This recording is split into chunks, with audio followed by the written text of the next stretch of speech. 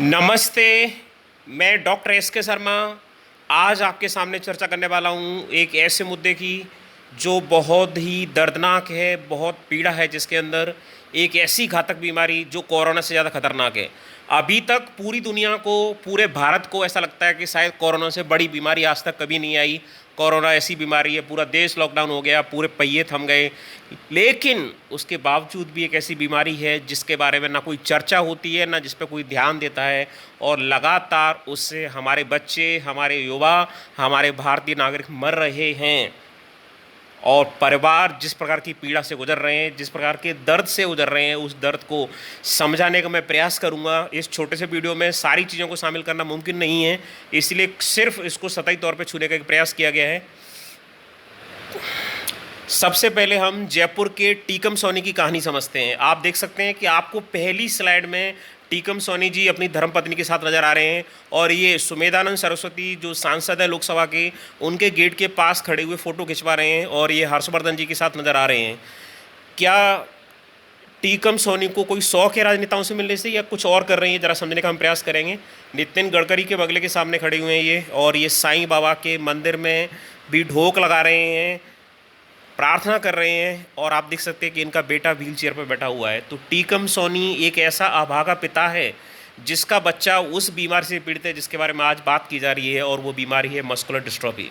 Muscular dystrophy एक जीते जागते इंसान को इतना लाचार कर देती है, इतना मजबूर कर देती है कि ना तो वो अपने हाथ से खाना खा सकता है, ना पानी पी सकता है, ना वो पेशाब जा सकता है, और ना ही अपने हाथ हिला सकता है। अगर गाल पे मच्छर बैठा हुआ है तो उस मच्छर को नहीं उठा सकता है। तो टीकम सोनी ऐसे सारे बच्चों के अभिभावकों के लिए ये जंग लड़ रहे हैं, इस आवाज़ को, इस दर्द को, इस पीड़ा को भारत सरकार तक पहुंचाने के लिए ये मंदिर मंदिर मत्था टेक रहे हैं अपनी धर्मपत्नी के साथ, कि शायद कोई चमत्कार हो जाए, प्रभु कहीं से भगवान विष्णु अवतार लें, और हमारे नन्हे मुन्ने बच्चों को जो लगातार काल की ओर अग्रसर होते जा रहे हैं, ये माता पिता अच्छी तरह से जानते हैं जिनके बच्चों को ये बीमारी है, कि ये बीमारी किस प्रकार से उनके बच्चों के जीवन का क्षय करती चली जा रही है। तो टीकम सोनी एक ऐसा योद्धा है जो लगातार लड़ रहा है इन परिस्थितियों से, और प्रयास कर रहा है अपने बेटे के मोह में, ये प्रयास कर रहा है अपने पिता के प्यार में, ये प्रयास कर रहा है। उसका दिल, टीकम सोनी का दिल एक प्यार से, स्नेह से भरा हुआ है उन सारे बच्चों के लिए, भारत के सब बच्चों के लिए, माता पिताओं के लिए जिनके बच्चे इस प्रकार के दर्दनाक स्थिति से गुजर रहे हैं कि भारत सरकार के कानों पे जू रहेंगे। वो कभी इस संसद के पास जाता है टीकम सोनी, कभी दूसरे मंत्री जी के से मिलने के लिए जाते हैं टीकम सोनी, कभी बाहर संसद भवन के सामने पहुँच करके, इंडिया गेट पर पहुँच करके धरना देते हैं टीकम सोनी की शायद जो माननीय प्रधानमंत्री हैं या माननीय सांसद हैं, वो कुछ कदम उठाएंगे इस दिशा में, इन नौनिहालों की जीवन की रक्षा करने के लिए वो कुछ कर गुजरेंगे। तो ये टीकम सोनी एक बहुत ही पीड़ा सहने वाला, बच्चों से अथाह प्यार करने वाला, बच्चों के जीवन के लिए प्रार्थना करने वाला एक पिता है। यहाँ हम आदित्य शर्मा की बात करते हैं। 11 वर्षीय आदित्य शर्मा को आप देख सकते हैं कि ये पहले पिक्चर में खड़े हुए हैं, और दूसरे पिक्चर में ये लाचारी से बैठे हुए हैं व्हील चेयर पे और मुस्करा रहे हैं, तीसरे पिक्चर में, चौथे पिक्चर में फिर से लाचारी से बैठे हुए हैं। आदित्य शर्मा एक 11 वर्षीय बच्चा ग्वालियर मध्य प्रदेश का रहने वाला है, जिसके मन में एक सपना है कि उसे बड़ा होकर डॉक्टर बनना है और भारत का प्रधानमंत्री बनना है। जब वो बाहर व्हील चेयर पर बैठ के जाता है और बच्चों को खेलते हुए देखता है, तो अपने पिता से पूछता है कि पापा मैं क्यों नहीं खेल पाता। तो उसके पिता के पास कोई जवाब नहीं होता। उसका पिता कहता है कि बेटा तुम एक दिन ठीक हो जाओगे, लेकिन पिता अच्छी तरह से जानता है कि इस बीमारी में भविष्य क्या होता है, कितनी आयु होती है बच्चे की। डीएमडी मस्कुलर डिस्ट्रॉफी का एक ऐसा प्रकार है जिसमें बच्चे की बहुत ही अल्प आयु होती है, 20 साल 25 साल अधिकतम, नहीं तो ज़्यादातर बच्चे 20 साल की आयु पूर्ण नहीं कर पाते हैं। तो जब आदित्य के गाल पे मच्छर बैठता है तो वो पिता को मम्मी का आवाज़ लगाता है कि मम्मी मच्छर बैठा है, इस मच्छर को भगा दो। बच्चे जब चहलबाजी करते हैं क्लास में, बच्चे एक बेंच से दूसरे बेंच पर जाते हैं, टिफ़िन खोल के खाना खाते हैं, तो अपना टिफ़िन के लिए भी स्कूल में वो मोहताज होता है दूसरों की मदद के लिए। एक दूसरा बच्चा आता है, उसका टिफ़िन खोलता है, तब वो कैसे भी करके अपने टिफ़िन में ऐसे बड़ी मुश्किल से, जो आज संभव हो पा रहा है शायद आगे संभव नहीं हो पाएगा, कि वो अपने एक दो कौर जो खा पाता है वो खा पाए। आज भी पिता के हाथ से खाना खाने वाला, पिता के हाथ से पॉटी सूसू सब करने वाला आदित्य इतना लाचार है अनिश्चित भविष्य के लिए। ये सुंदर प्यारा बच्चा जिसका मस्तिष्क इतना तेज है, धीरे धीरे अंधकार की तरफ बढ़ता जा रहा है। और ये डीएमडी, इसी प्रकार ऐसी हज़ारों कहानियाँ हैं जो हमारे भारत में कितने पेरेंट्स, कितने माता पिता, कितने बच्चे इन कहानियों से गुजर रहे हैं। आगे हम बात करते हैं जम्मू से सुभाष कुमार की। सुभाष कुमार बहुत प्रसन्न थे, बहुत खुश था कि भाई अच्छी शादी हो गई, अच्छी पत्नी मिल गई है और 2 प्यारे प्यारे बच्चे भगवान ने दिए हैं। लेकिन 40 वर्षीय सुभाष कुमार को जब पता चला कि उनके बच्चे को, आर्यन को, मस्कुलर डिस्ट्रॉफी की बीमारी है, तो सुभाष कुमार के पैरों के तले ज़मीन खिसक गई। सुभाष कुमार की समझ में नहीं आया कि इस लाइलाज बीमारी के लिए वो क्या कर गुजरे। एक पिता का हृदय पीड़ा से भर गया और सुभाष कुमार कई बार, जो हमारी भारतीय सेना का सिपाही है, वो देश के दुश्मनों से लोहा लेने के लिए तैयार है, लेकिन बच्चों के भविष्य को लेकर जो अनिश्चितता है, उन भावनाओं से हार बैठता है सुभाष कुमार। और कई बार अकेले में बैठा हुआ, ट्रेन में यात्रा करता हुआ, बाहर में यात्रा करते हुआ सुभाष कुमार जब अपने बच्चे के बारे में सोचता है तो उसके मन में करुणा और आंसू के रूप में उसकी पीड़ा निकल उठती है।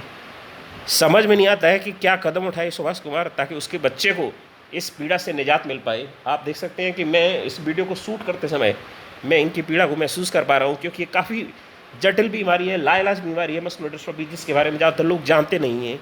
तो सुभाष कुमार एक भारतीय सैनिक लड़ सकता है देश के दुश्मनों से, पर एक पिता के तौर पर भावनाओं से लड़ना बड़ा मुश्किल है सुभाष कुमार के लिए। अब जरा हम मृत्यु दर देखते हैं कि अलग अलग रोगों में मृत्यु दर कितनी है। भारत में अभी तक जो रिपोर्टेड मृत्यु दर है कोविड-19 में, कोरोना में, वो 3.2% है। जितने लोग इन्फेक्टेड हुए हैं उसमें लगभग 3% लोगों की मृत्यु हुई है। ये 12 मई की रिपोर्ट है जो आपके स्वास्थ्य मंत्री हर्षवर्धन जी उन्होंने कहा था, और अलाइनमेंट की रिपोर्ट है ये कि केवल 3.2% लोगों की मृत्यु हुई है। कैंसर से आप देख सकते हैं WHO की जो रिपोर्ट है उसके अनुसार लगभग 16.3% लोगों की मृत्यु होती है। जितने लोग कैंसर से पीड़ित होते हैं उनमें टाइप 2 डायबिटीज़ से लगभग 4.27% लोगों की मृत्यु होती है। ये आप देख सकते हैं care.diabetesgeneral.org से डेटा लिया गया है। हाइपरटेंशन से जर्नल ऑफ हाइपरटेंशन दिसंबर 2011 का डेटा कहता है कि हाइपरटेंशन से जो मरीज पीड़ित हैं, ब्लड प्रेशर से जो मरीज पीड़ित हैं, उनमें 13.5% लोगों की मृत्यु होती है। हार्ट डिजीज जो सबसे बड़ा कारक है पूरे विश्व में मृत्यु के लिए, वो आपको लग रहा होगा कैंसर 16.3, कैंसर के जो मरीज हैं उनमें 16.3 की मृत्यु होती है, लेकिन ओवरऑल जो मृत्यु होती है उनमें सबसे बड़ा कारण है हार्ट डिसीज़, वो इसमें 14% लोगों की मृत्यु होती है। लेकिन साथियों, DMD ऐसा रोग है 5वें नंबर आप देख सकते हैं कि जिसमें आज तक जो इसकी गिरफ्त में आया है वो बचा नहीं है। धीरे धीरे धीरे धीरे काल का ग्रास बढ़ता चला जाता है, लेकिन कुछ आशा की किरणें दिखाई देने लगी हैं। अगर गवर्नमेंट ने कदम उठाए तो शायद ये नौनिहाल, ये भारत के भविष्य, ये बच्चों के जीवन को कुछ हद तक बचाया जा सकता है। देखते हैं आगे, समझने का प्रयास करते हैं। ये आप देख पा रहे हैं कि पाकिस्तान का आदी है जो आपको चित्र में नज़र आ रहा है। ये एक बहुत ही प्यारा खुशनुमा बच्चा है। इसकी माताश्री, इसकी मम्मी काफ़ी परिश्रम करती थी और उन्होंने एक पेज भी बनाया, डायरी ऑफ पाकिस्तानी मॉम, इसके लिए, और दुर्भाग्य से उनकी मृत्यु हो गई और आज आदि अन्य परिवारजनों के साथ माँ के प्यार से वंचित है और इस बीमारी की से लड़ रहा है पाकिस्तान से। आदि मुख्य रूप से मस्कुलर डिस्ट्रॉफी 7 प्रकार की, 9 प्रकार की होती है, आप इनमें देख पा रहे हैं। जैसे आपकी पहली है BMD जो टीनेज में होती है, फिर है आपकी CMD, ये बाई बर्थ होती है, और सबसे तीसरा फॉर्म सबसे खतरनाक है आपका DMD जो 2 से 5 साल की उम्र में होती है। डिजिटल है आपके 40 से 55 साल में।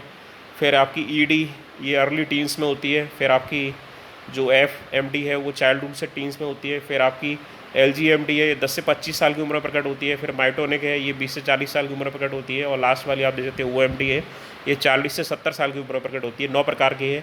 तो कई अभागे लोग इससे पीड़ित हैं। ज़्यादातर भारतीय, ज़्यादातर डॉक्टर्स, ज़्यादातर सरकार, ज़्यादातर विधायक, ज़्यादातर मंत्री, ज़्यादातर सांसद इसके बारे में जानते ही नहीं हैं कि इस तरह की बीमारी हुई, इस तरह की पीड़ा से भी हमारे भारत के नागरिक गुजर रहे हैं। आप देख सकते हैं कि अर्जुन सिंह नेगी एक उत्तराखंड का रहने वाला युवक है जो भविष्य के सुनहरे सपने देखा करता था, लेकिन बड़े होते समय किशोर अवस्था पार करते हुए जब वो कॉलेज में उसने प्रवेश किया, उसके मन में उमंगें थी कि मैं एक बेहतर जीवन का निर्माण करूंगा। जब उसे पता चला कि मस्कुलर डिस्ट्रॉफी की गिरफ्त में है तो बड़ा मुश्किल था अर्जुन सिंह के परिवार के लिए ये स्वीकार कर पाना, और ख़ुद अर्जुन सिंह के लिए एक होनहार बच्चा जो इस देश को बेहतरीन भविष्य दे सकता है, आज इस खतरनाक बीमारी से संघर्ष कर रहा है। ईश्वर करे कि कुछ ऐसा चमत्कार हो कि चाहे वो अर्जुन हो, चाहे टीकम सोनी हो, चाहे आदित्य शर्मा हो, चाहे पाकिस्तान का आदी हो, इन सबको इस बीमारी से निजात मिले, कुछ ऐसा इलाज इस पृथ्वी पर अवतरित हो जाए। इसके लक्षण क्या हैं, इसको समझने का प्रयास करते हैं। मांसपेशियों की कमजोरी जो कूलों, सुरड़ी और पैरों में शुरू होती है, खड़े होने में बड़ी मुश्किल होती है इसके मरीजों को, स्वतंत्र रूप से बैठना चलना सीखने में परेशानी होती है, अस्थिर पैर की उंगलियों पर चलना, अकड़न, अक्सर गिरना, सीढ़ियाँ चढ़ने में परेशानी, सीढ़ी नहीं चढ़ पाते हैं, साइकिल नहीं चला पाते हैं, गिरने लगते हैं। ये प्रारंभिक लक्षण होते हैं। धीरे धीरे ये स्थिति हो जाती है कि वो कुछ भी नहीं कर पाते हैं, अपने हाथों को हिलाना या गर्दन को हिलाना कुछ भी नहीं कर पाते। व्हील चेयर पर आ जाते हैं, व्हील चेयर के बाद बिस्तर पर मरीज पहुंच जाता है, बिस्तर पर मरीज पहुंच जाने के बाद हार्ट संबंधी, सांस संबंधी परेशानियाँ बढ़ती चली जाती हैं। और आप देख रहे हैं कि कितने अभागे माता पिता हैं जिनके बच्चों को इस तरह की बीमारी जब उन्हें पता चलता हुआ कि तो क्या मनोदशा उनकी होती होगी। और आज भी जब उन्हें पता होगा कि हमारा बच्चा इससे पीड़ित है, लगातार वो बच्चे की देखभाल किस प्रकार से कर पाते होंगे, किस तरह से बच्चे को उठा के बाथरूम में ले जाना, खाना खिलाना, उसके कपड़े बदलना, कितना टफ होता होगा। अगर इसकी कल्पना की जाए, इसको सोचा जाए गहराई से, तो कितनी मुश्किल, कितनी वेदना उनके हृदय में होती होगी। शायद इसको समझना आसान नहीं है हर व्यक्ति के लिए। व्हाट हैज़ हैपेंड सो फार। ये आर्यन हैं, अनिल कुमार, जो जम्मू के थे, जिनके बारे में हमने चर्चा की, हमारे भारतीय सैनिक, उनके पुत्र हैं आर्यन। 13 वर्षीय आर्यन भी मस्कुलर डिस्ट्रॉफी से पीड़ित हैं। सरकार ने दुर्लभ बीमारियों पर राष्ट्रीय नीति तैयार की है। गरीब परिवारों को इलाज के लिए वित्तीय मदद प्रदान की जाएगी, ये इसमें लिखा हुआ है राष्ट्रीय नीति में। सरकार इसे अन्य डिसेबिलिटी के रूप में ही मान रही है, लेकिन ये अधिक घातक है। सरकार क्या करती है, जैसे और बच्चे जो हैं विकलांगता हैं, उसी श्रेणी में इसको रख दिया है। लेकिन डीएमडी एक विकलांगता नहीं है। डीएमडी तो पूरे जीवन को झकझोर देने वाला एक ऐसा दंश है, एक ऐसा सदमा है कि इसको आप कैटेगराइज नहीं कर सकते अन्य अक्षमताओं में।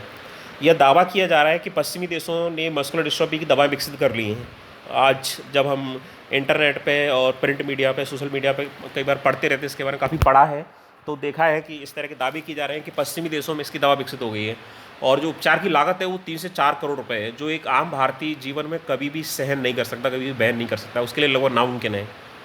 तो what government should do, government को क्या करना चाहिए। पहली बात तो ये है कि हर बच्चे को हॉस्पिटल तक ले जाना, उठा करके, और उसका डिसेबिलिटी सर्टिफिकेट बनवाना बड़ा मुश्किल काम है। बच्चे को हैंडल करना बड़ा मुश्किल काम है, खासकर उन माता पिता के लिए जिनके पास वाहन नहीं है, कार नहीं है। वो बच्चे को कैसे कैरी करते होंगे, आप समझ सकते हैं।